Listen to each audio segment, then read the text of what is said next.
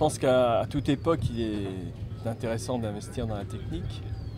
Et plus encore peut-être quand cette époque semble difficile avec des conditions économiques incertaines, ce qui est le cas de l'économie betteravière actuellement.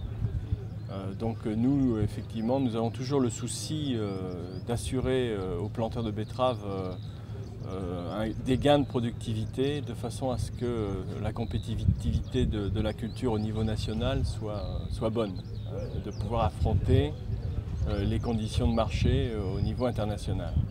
Donc effectivement, nous développons toujours une action très soutenue, et quand je dis nous, c'est bien les acteurs de la filière, nous développons une action très soutenue en faveur de la technique betteravière.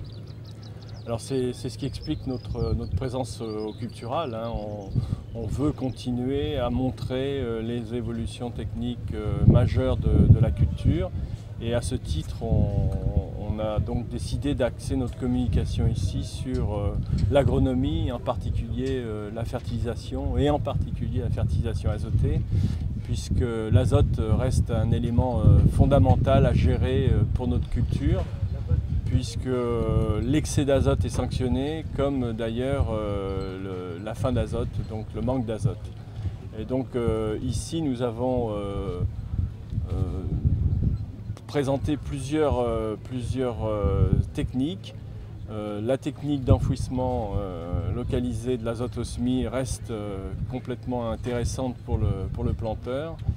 Et avec elle, on assure à la fois la bonne nutrition azotée de la culture, la productivité, et également avec des sorties environnementales très favorables. Donc nous sommes très pushing sur cette technique d'enfouissement localisé. Par ailleurs, nous présentons également une information relative à la protection de la culture et puis à la qualité de la récolte.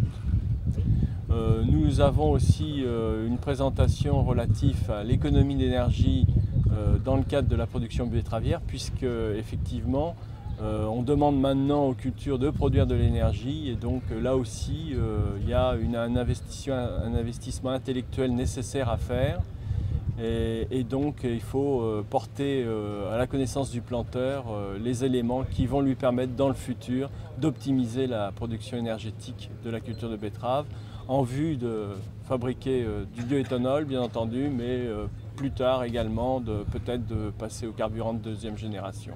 En tout cas, nous sommes observés sur ces questions, tant énergétiques qu'aspects environnementaux de la culture, et c'est un des éléments clés de l'évolution technique de cette production, comme d'ailleurs de l'ensemble des productions qui sont présentes sur les culturales.